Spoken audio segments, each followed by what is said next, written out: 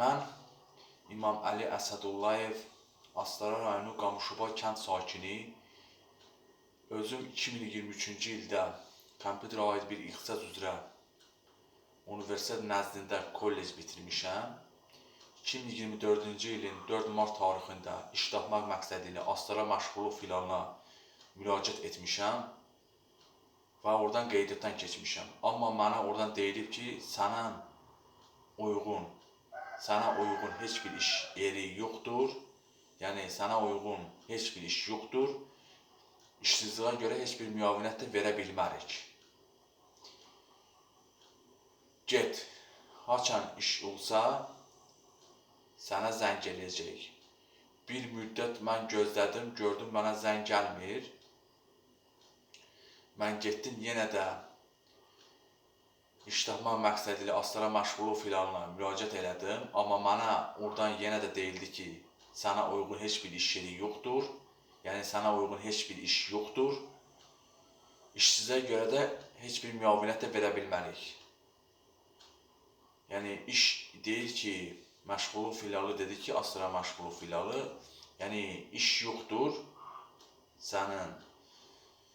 Sənə uyğun heç bir iş yoxdur. İşsizə görə heç bir müavinət də verə bilmərik. Ondan sonra mən məcbur qaldım. Lənkəran Astara regional məşğulluq filialına müraciət elədim ki, mənə Astara məşğulluq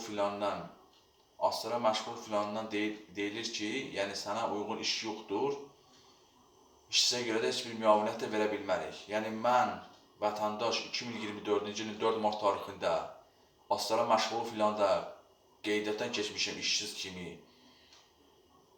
Dəfələrlə də müraciət etmişəm, amma mənə oradan deyilir ki, sənə uyğun heç bir iş yeri yoxdur. İşsizə görə heç bir müavinət də verə bilmərik. Onlar da kompüterdə baxdılar, dedilər ki, düz deyiblər Astara məşğulluq filialı. Hal-hazırda sənə uyğun heç bir iş yeri yoxdur. İşsizliyə görə də heç bir müavinət verə bilmərik.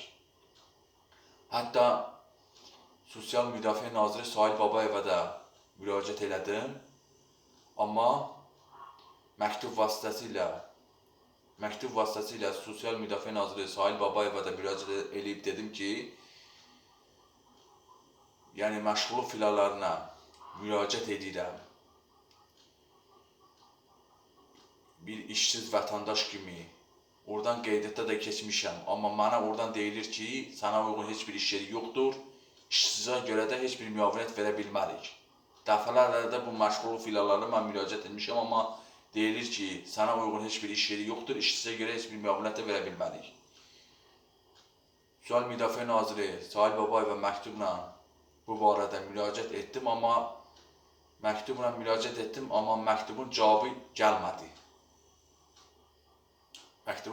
gəlmədi.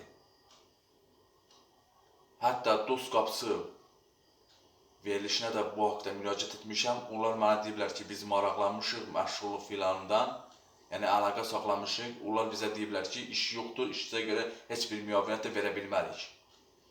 Kənddə də heç bir iş yeri yoxdur, vəziyyət pisdir. Bəs biz vətəndaş nə eləyək, necə yaşayaq, necə dolanaq, dərdimizi kimə deyək?